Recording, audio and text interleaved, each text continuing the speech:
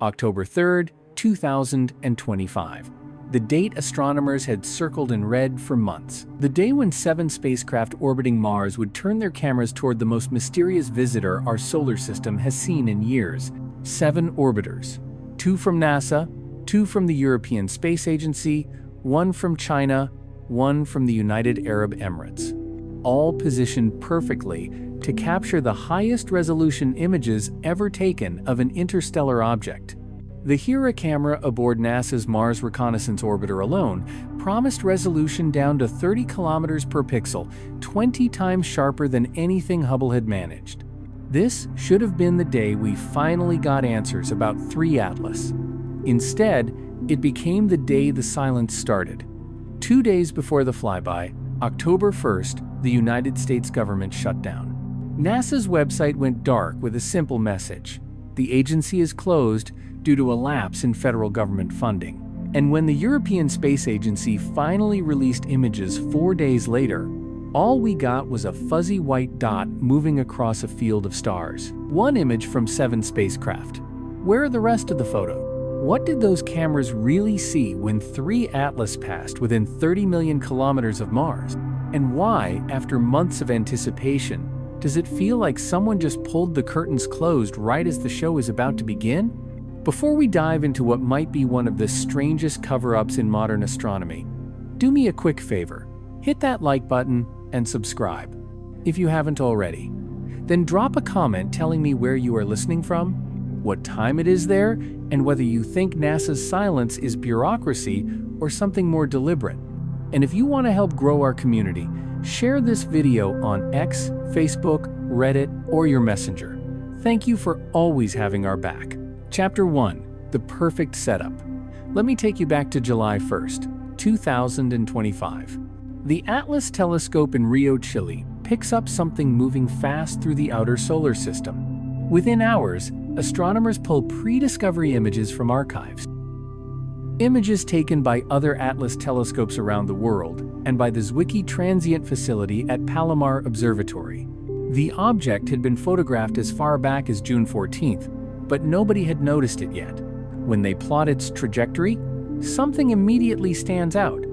This thing isn't orbiting the sun, is passing through. 3 Atlas, as it would come to be known, the 3rd interstellar object ever confirmed after Oumuamua in 2017 and Borisov in 2019. But unlike those previous visitors, 3I Atlas arrived with something extra. A trajectory that seemed almost too perfect to be random. Think about the plane of our solar system. That flat disk where all the planets orbit. Most objects coming from interstellar space approach from random angles. Oumuamua came in at 123 relative to the ecliptic. Borisov at 44. 3I Atlas, 5 degrees from perfectly aligned with the plane where all our planets live. A vibe at Harvard ran the numbers. The probability of an interstellar object arriving within 5- of the ecliptic plane just by chance sits around 0.2, 1 inch 500. Now add this. 3 Atlas would pass close to Mars within 30 million kilometers on October 3rd. It would swing near Venus. It would approach Jupiter in March 2026. The combined probability of an interstellar object arriving on a trajectory that brings it near 3 major planets in sequence, purely by random chance 0.0055 inches 100,000, you start to understand why some researchers raised eyebrows. Natural comets don't typically come gift-wrapped with optimal viewing angles. But the trajectory was just the beginning. As summer progressed and more telescopes turned toward 3I Atlas, the data started accumulating. Hubble Space Telescope captured images in late July when the object sat 277 million miles from Earth. What those images showed challenged expectations. Most comets, when you photograph them, show a bright nucleus with a tail streaming behind them away from the sunday. Solar radiation and solar wind push dust and gas backward, creating that classic comet tail we all recognize. 3 Atlas had something different. The Hubble image showed a glow, yes, but it extended forward toward the sun, not away from it. The plume of scattered sunlight stretched out ahead of the object like it was pushing through something rather than being pushed. And behind it, where you would expect a prominent tail, nothing, just a faint suggestion of material that didn't show up clearly until late August. David at UCLA processed those Hubble images. He measured the forward glow extending several arcsecs. When you translate angular measurements at that distance into actual size, the bright region stretched across thousands of Cologne. But here's what made astronomers pause. The extension was roughly 10 times longer than it was wide, creating an elongated teardrop shape pointing sunward. Natural outgassing from a comet nucleus tends to create more symmetric patterns, especially when solar radiation pressure should be actively pushing material backward. The James Webb Space Telescope observed 3 Atlas on August 6th using its near-infrared spectrograph. Webb can break down the chemical composition of objects by analyzing the specific wavelengths of light they emit or absorb. What Webb found was unusual. The gas cloud surrounding 3I Atlas was dominated by carbon dioxide, 87 by mass. Carbon monoxide made up about 9. Think about every comet humanity has observed from our own solar system. They're typically water-rich, icy bodies that formed in the cold outer regions of the Sun's protoplanetary disk. When they approach the Sun and warm up, water ice sublimates, creating those brilliant tails we associate with comets. But 3 Atlas seemed to be built differently. 87 carbon dioxide is almost unheard of. Only one other comet in our records shows anything similar. Comet C 2016 R2 discovered by Pan-STARRS, which also displayed an unusually high carbon dioxide to water ratio. The Spherex Space Observatory, NASA's spectrophotometer for the history of the universe, epoch of reionization, and ISIS Explorer, observes 3I Atlas between August 7th and 15th. Spherex operates in the infrared red, particularly at wavelengths around 1 micrometer, which helps estimate the size of objects by measuring how much sunlight they reflect. The data Spherex collected suggested something even more surprising. Based on the amount of infrared light bouncing off 3I Atlas, the nucleus could be as large as 46 kilometers in diameter. 46 kilometers. For context, 2I Borisov, the previous interstellar comet, had a nucleus estimated around 1 kilometer. 3 Atlas, if the Spherex measurements hold up, could be 1,000,000 times more massive. 1,000,000 times. Allo published his analysis of what this size discrepancy might mean. He calculated that at solid density, if 3I Atlas really is that large, we're talking about a minimum mass of 33 billion tons. That's his lower limit estimate. The object could be substantially larger. He pointed out something that makes the statistics even more troubling. If interstellar objects follow a normal size distribution, we should have detected hundreds or thousands of smaller objects before ever encountering something this massive. The Atlas telescope system has been scanning the sky for a decade. In all that time, just 3 interstellar visitors, and the third one is suddenly 1,000,000 times bigger than the second. The probability curve doesn't support that distribution. Unless, of course, the size estimates are wrong.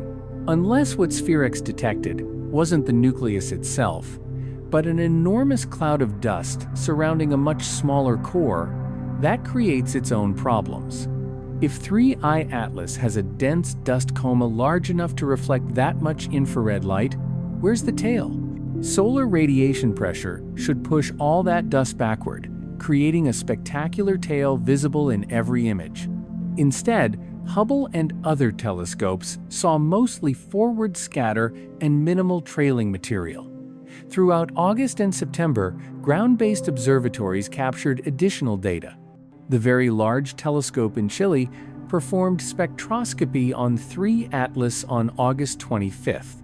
They detected cyanide CN molecules being released from the object at a rate of about 20 grams per second when 3I Atlas sat at 2.8, 5 astronomical units from the Sunday. But what caught attention was how rapidly that production rate increased as the comet approached the Sunday, the cyanide emissions scaled with heliocentric distance raised to the power of 9.4. That's an extraordinarily steep relationship. Most comets show production rates that scale with distance raised to the power of -2 to -4.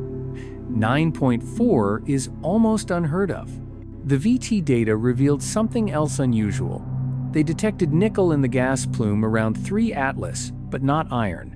Nickel without iron. In nature, these two elements almost always appear together because they're both produced in supernova explosions and get incorporated into forming solar systems in relatively fixed ratios. Finding nickel without iron is like finding smoke without fire. It happens in very specific industrial processes where nickel alloys are manufactured, but in natural space objects, it's anomalous. Then in early September, amateur astrophotographers Michael Jagger and Gerald Raymond captured images of 3I Atlas during a total lunar eclipse. Their photographs showed something unexpected. The comet, which had appeared reddish in all previous spectroscopic studies, now glowed green. Green comets aren't uncommon. The color typically comes from diatomic carbon molecules C2, which flues green when excited by solar ultraviolet light. But here's the problem. Earlier spectroscopic observations by Luis Salazar Manzano's team at the University of Michigan found that 3 Atlas showed extreme carbon chain depletion. The comet had significantly lower levels of C2 and C3 molecules than any other comet on record. If 3 Atlas lacks diatomic carbon, what's causing the green glow? One possibility: the steep increase in cyanide production detected by the VT. Cyanide can produce greenish emissions under certain conditions, but again, the chemistry doesn't quite add up. The combination of high carbon dioxide, low water, depleted carbon chains, abundant cyanide, nickel without iron, and now a green glow that shouldn't exist based on this molecular inventory. It paints a picture of an object that doesn't quite fit any template we have for natural comets. By late September, 3I Atlas had moved close enough to the Sun that observing it from Earth became difficult. The geometry placed the comet near the Sun's position in our sky, drowning it in solar glare. From Earth-based telescopes, 3 Atlas effectively vanished into the brightness. This is where Mars became critical. Mars sits much farther from Earth than the Moon. But in early October 2025, Mars occupied a position in its orbit that gave spacecraft around the red planet a much better viewing angle of 3 Atlas. As Earth lost its line of sight, Mars gained one. 7 orbiters circled Mars, each equipped with cameras and spectrometers designed primarily for studying the Martian surface, but capable of being repurposed for special observation. NASA's Mars Reconnaissance Orbiter carried the HiRISE camera, high-resolution imaging science experiment, arguably the most powerful camera ever sent to another planet. HiRISE can resolve features down to 30 centimeters from its orbital altitude around Mars.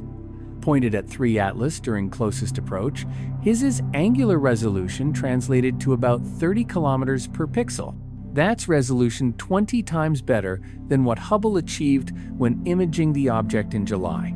NASA's MAVEN spacecraft, Mars Atmosphere and Volatile Evolution mission, carried the imaging ultraviolet spectrograph, which could analyze the ultraviolet emissions from 3I Atlas and map the distribution of gases in its coma. The European SpaceA's Mars Express orbiter had the high-resolution stereo camera, along with Omega and SpyCam spectrometers for compositional analysis. ESA's ExoMars Trace Gas Orbiter featured the color and stereo surface imaging system CASIUS, plus the NOMAD spectrometer and a SEM infrared instrument. China's Tianwan-1 orbiter contributed the moderate-resolution imaging camera.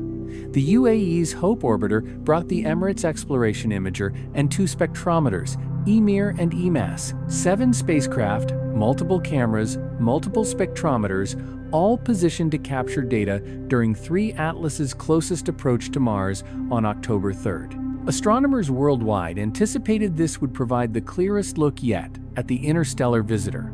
The pieces were in place. The timing was perfect. The instruments were ready. And then 2 days before the event, the United States federal government shut down. Chapter 2: The Silence Protocol. When a government shutdown occurs, certain agencies go dark while others maintain skeleton crews for essential operations. NASA typically furloughs around 80 of its workforce during these events. Public affairs offices close. Social media goes quiet. The main website displays that standard message about lapsed funding. But mission-critical operations continue. The Mars orbiters don't stop functioning. The instruments don't power down. Data still flows from spacecraft to ground stations, gets recorded, gets stored. What changes is the pipeline for public release. NASA's raw image archives for Mars missions normally update continuously. The Perseverance rover, for instance, uploads images from its various cameras to a public server where anyone can browse through them. During normal operations, these raw images appear within hours of being taken, sometimes faster. The system is largely automated, but processing those raw images into calibrated, analyzed, publication-ready formats requires human expertise. It requires scientists to examine the data, correct for instrumental artifacts, stack multiple exposures if needed, and prepare explanatory materials for public consumption. On October 1st, 2025, that human expertise got furled. Over 15,000 NASA employees received notices. The timing meant that when 3-2 Atlas made its closest approach to Mars on October 3rd, the people who would normally process and release spacecraft imagery were at home, technically prohibited from performing official duties.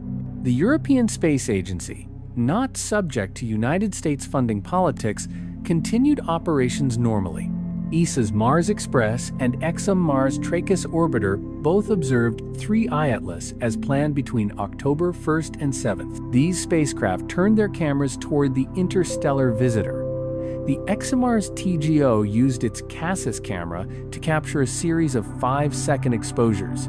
Mars Express attempted observations with its high-resolution stereo camera, though the exposure time of half a second proved insufficient for detecting such a dim, distant target. On October 7th, 4 days after the Mars flyby, ESA released the Cassis images publicly. The scientific community and space enthusiasts who had been waiting with anticipation finally had something to examine. What they saw was a fuzzy white dot moving across a star field. Background stars appeared as streaks because Cassis tracked the moving comet during the exposure. 3 Atlas itself appeared as a slightly elongated blob, bright in the center, diffuse at the edges. The images confirmed 3I Atlas existed, confirmed it had passed by Mars as predicted, but revealed little about its structural composition. Nick Thomas, principal investigator for the Cassis instrument, explained the challenge. Cassis was designed to photograph the bright surface of Mars from just a few hundred to a few thousand kilometers away. Pointing it at a dim object 30 million kilometers distant pushed the instrument well beyond its intended operating parameters. The comet appeared roughly 10,000 to 100,000 times fainter than typical targets. The fact that Cassis detected anything at all demonstrated impressive versatility, but the resolution was limited. A Vibe analyzed the Cassis images in detail. He noted that the width of the bright glow around 3 Atlas in those pictures measured about twice the diameter of background stars in the same frame. Given the angular resolution of Cassis, this translated to roughly 680 kilometers of visible coma. That's an order of magnitude smaller than what Hubble had observed. But Hubble had much longer exposure times and much larger aperture. Cassis could only detect the brightest central region, missing the fainter outer envelope that extended much farther. The interesting detail Loeb pointed out was that the extension of scattered light around 3I Atlas appeared qualitatively similar to what Hubble had captured back in July, just compressed into a smaller apparent size due to instrumental limitation. The data suggested no major increase in outgassing had occurred over the intervening months. If 3 Atlas were a typical comet approaching the Sun, you would expect activity to ramp up dramatically as solar heating intensified. The relatively stable appearance implied either the object wasn't responding to solar heating the way normal comets do, or its response was more subtle than expected. Meanwhile, speculation about NASA's images intensified. 7 spacecraft had been in position. The Mars Reconnaissance Orbiter's high-rise camera should have captured extraordinarily detailed views. MAVEN's ultraviolet spectrograph should have mapped the gas distribution, yet nothing appeared in public archives. The automated raw image feeds from Perseverance rover continued updating, showing the usual surface geology of Jezero crater, but no official processed images of 3 Atlas materialized. On October 4th, just one day after the flyby, something appeared in the Perseverance raw image archive that caught attention. The right navigation camera, one of the rover's nav cams used primarily for surface navigation, had captured an image at 2133 local solar time on Mars. The image showed an elongated streak of light against the dark sky. The timestamp coincided with when 3I Atlas would have been visible from Mars. Amateur astronomers immediately began downloading and analyzing the image. Simeon Schmaus, an astrophotographer who regularly processes publicly available space mission data, stacked multiple NAVAM frames together to boost faint details. He identified what appeared to be a smudge of light in the constellation Corona Borealis, close to where orbital calculations predicted 3I Atlas should appear. Stephen Burns created a 9-minute time-lapse by stitching together sequential NavCam images showing a bright object moving across the Martian sky. But the morphology of that streak raised questions. The object in the NavCam composite appeared roughly 4 times longer than it was wide, creating a cylindrical or cigar-shaped appearance. Social media erupted with comparisons. Someone noted it resembled the Doomsday Machine from the 1962nd Star Trek episode, a massive cylinder that consumed planets. Others pointed out the similarity to Oumuamua, which had also displayed an elongated shape, though MO's length-to-width ratio was closer to 10:1 based on its light curve variations. Was 3 Atlas actually cylindrical, or was something else creating that appearance? Avibe addressed the question in a detailed analysis. He calculated that the NAVAM image was likely a composite stack of hundreds of individual frames taken over approximately 10 minutes. During that time, 3I Atlas would have been moving across the Martian sky at significant apparent velocity. Mars orbits the Sun at 24 kilometers per second. 3I Atlas was traveling at 67 kilometers per second relative to the Sun in a retrograde direction opposite to Mars. The relative velocity between the comet and Mars translated to a path length of roughly 50,000 kilometers over a 10-minute integration period. If amateur astronomers stacked all those frames together without accounting for the object's motion, they would create a streak. The length of that streak would depend on how long the stacking process integrated, not on the actual physical dimensions of 3 Atlas individual snapshots, and NavCam's maximum exposure time of 3.28 seconds would show 3 Atlas as a roughly circular spot. Stacking them creates the illusion of elongation. Think of it like photographing a car driving down a highway at night with a long exposure. The car itself might be compact, but in your photo, it appears as a long streak of light. The streak doesn't represent the car's actual shape, just its motion during the exposure. The same principle applies here. The cylindrical appearance in the amateur-processed images likely results from motion blur, not from 3I Atlas being physically elongated. Still, NASA hadn't confirmed whether the NavCam images even showed 3I Atlas. The agency remained silent. The featured image of the week on NASA's Mars Reconnaissance Orbiter page